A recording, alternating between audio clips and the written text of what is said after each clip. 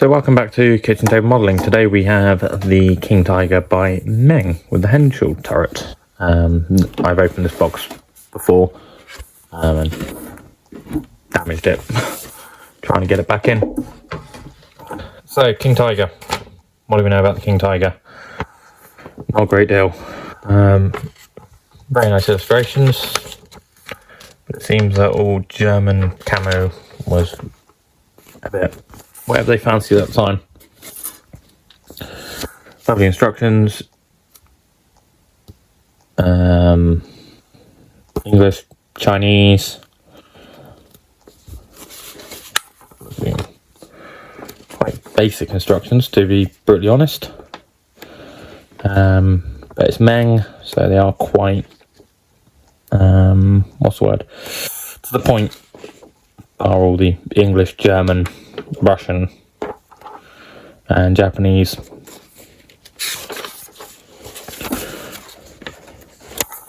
Yeah, quite a good little detailed layout for the instructions. Right, let's look at the hull. Oh, okay, so I opened this one quite a while ago. I forget why. So this kit is clearly set out for a full interior. At some point you can see all the attachments for ammunition racks, driver's seat, etc, etc. Very well detailed, very nicely pressed and cut. That's the upper hull. Nice bit of casting texture and fitment points. Very nice weld seam actually around the forward facing gun. I believe they modelled this one off. They laser scanned the one in Bovington for this. So upper turret, once again you can see all the detail on the inside of the turret, clearly meant for an interior. And the exterior part, that's turret. So turret is made up of 3 parts. Okay, that's curious even for me why they got 3 parts. But once again, you got all the places for ammunition racks and turret equipment set about on the inside of the turret. Nice. Side skirts. Another frontal armour plate. Again, the mystery deepens. By the looks of it, this is a full interior kit, and they've just removed the interior kit part of it, which is a bit annoying and sad. Multiple exhaust manifold coverings. Choice of gun mantlets. That's quite nice. The gun barrel is only split into 2 parts in the rear quarter.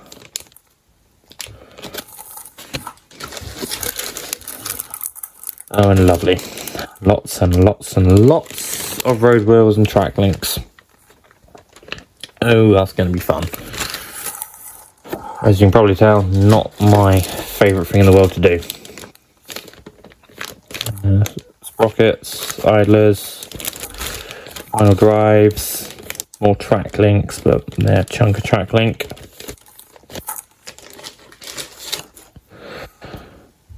Polycaps for road wheels, probably gun. That's the main engine decking cover. Rear arm plate.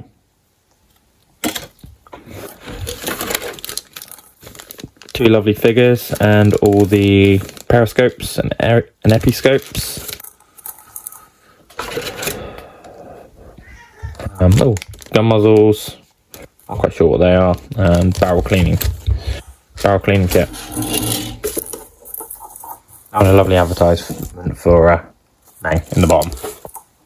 So I remember why I opened this kit originally. is I'm planning on fitting the engine out of a Tamiya maintenance kit set. I had a little idea for the diorama for this one. We'll see how it pans out and how it goes.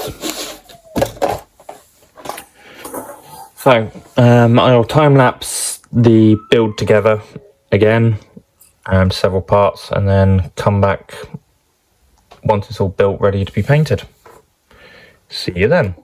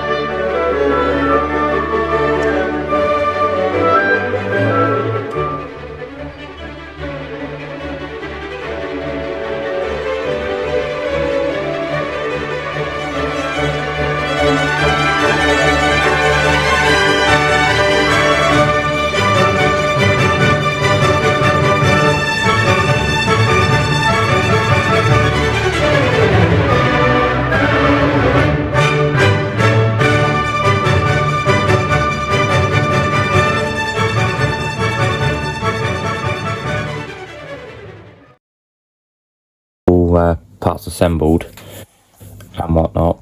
Still a few little bits and bobs to do, like filling in around the top hull plate, a few extra little bits and bobs, such as getting the turret roof to stay on. Bit sad but very pleased at the same time that they include this amount of detail in the turret. Might have to get the full interior kit of this at some point. Shame they don't include any of the ammunition racks. sit in the back of the turret. That would have been nice. But oh well. Overall, very happy with how the upper hull goes together. You know, it seems a bit complex when you first look at it out the box. Same again, beautiful detail. So on this kit, I modified the rear quarter to be able to accept an engine. This was done by very simply chopping out the middle support brace there and removing the two strips across there. The engine fits in perfectly, the size underneath the actual engine hatch itself. So that's going to go in. You know, the steel texture on this is really good, really nice. Very well thought out. Same with the weld marks. Really well put in. Another little point I loved with this kit was the grills which sit on the back deck. In between the back deck and under the turret actually came with their own press. So you could actually make them the correct shape the first time. Which was really nice, really. Thought that was a really good idea by them. Engine, more about that later. Okay, so this was a nightmare. I don't know why it was a nightmare. They've included, not this part, so they included the structural brace which sits under the hull there. Once again, more modification to add in the engine, just chop that rear bulkhead down to size. But the thing which I struggled most on this kit with is the tracks. They took the best part of a week to figure out and get on. I did originally intend to leave them so I could remove the tracks and paint them separately, but that just wasn't going to work out. Unlike the it is, but the Ag Tiger I've got currently under my desk. The plan was to have them separate to be able to paint them, but that didn't work out, so I'm going to have to do the best I can with them in situ on the vehicle. A few other little bits and bobs, like the tow hooks, clean it up, any remaining marks, etc. to do. I'm going to do all those off camera. I'm debating about attempting Zimmerit on this kit. I'm just trying to figure out how to do it first before I get on with it.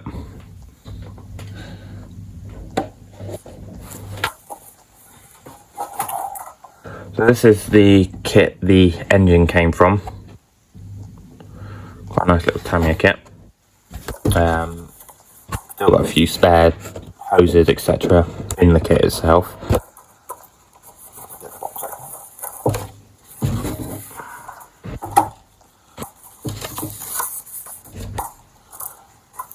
A couple of oil drums, filters, ladder, crew,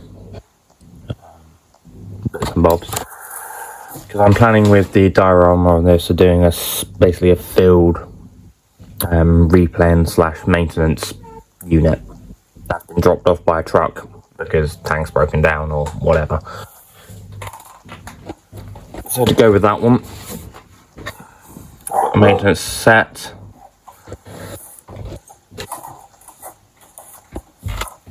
As well as the ammunition loading.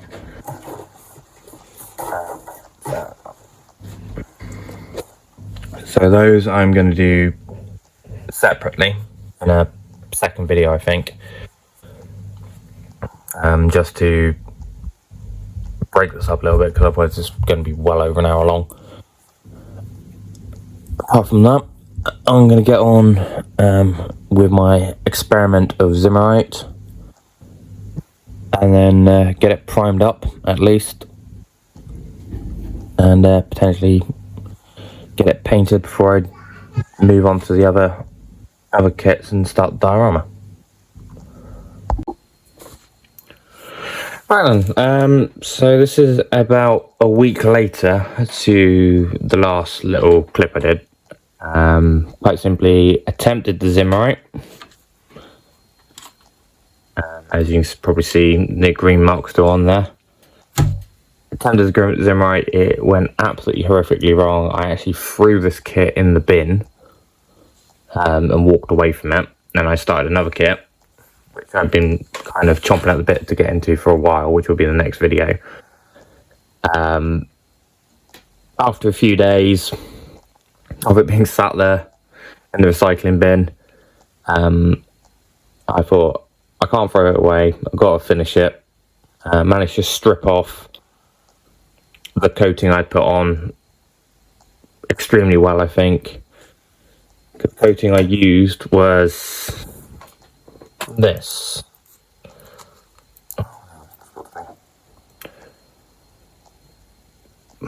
I mean, it was great in the context of it held the pattern really well. Just couldn't get it thin enough to be able to spread it evenly all over the surfaces that I wanted to do. And also I found a little note to myself of, if you're going to apply Zimmerit, do it before you add all your tools, etc. So as it stands at the moment, all ready for painting.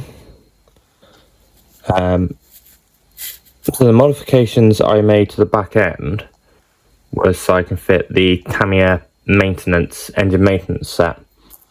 So that engine will be going in once it's painted. I'll just do the paint as a time lapse, maybe with a little interjection when the gearbox goes in and before I start weathering.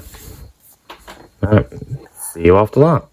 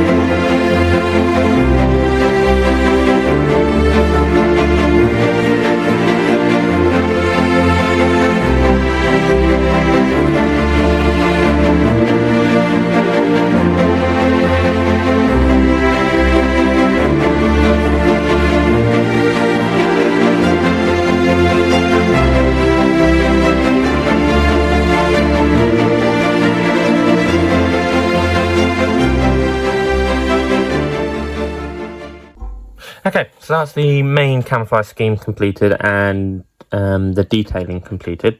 Some of the detailing anyway.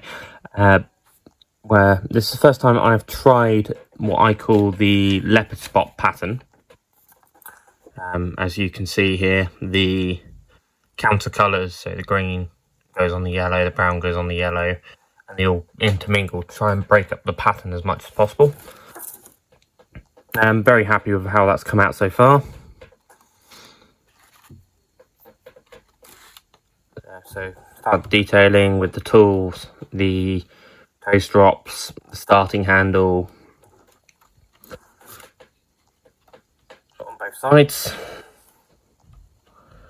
So the road wheels aren't camouflaged. I don't see the point in camouflaging, because the moment they rotate, it breaks the camo pattern anyway.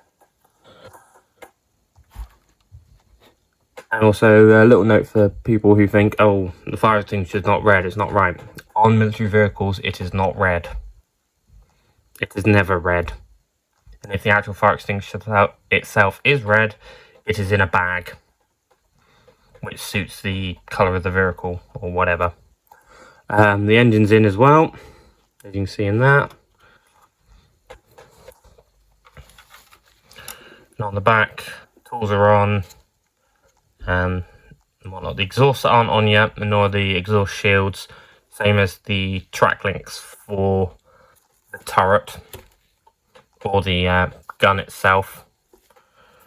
The engine hatch, need to paint the inside of it the appropriate red oxide colour. Before I go on and put the decals on and varnish, before starting the proper weathering sequence, I'm actually going to chip this, because when I sprayed it with black primer with white highlights, I also applied chipping fluid. So I'm now going to chip the relevant parts that I want to chip. Side skirt's going to be pretty beaten up, along with a few little other bits.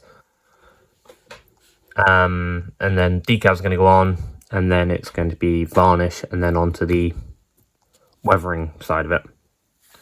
So, on with the program.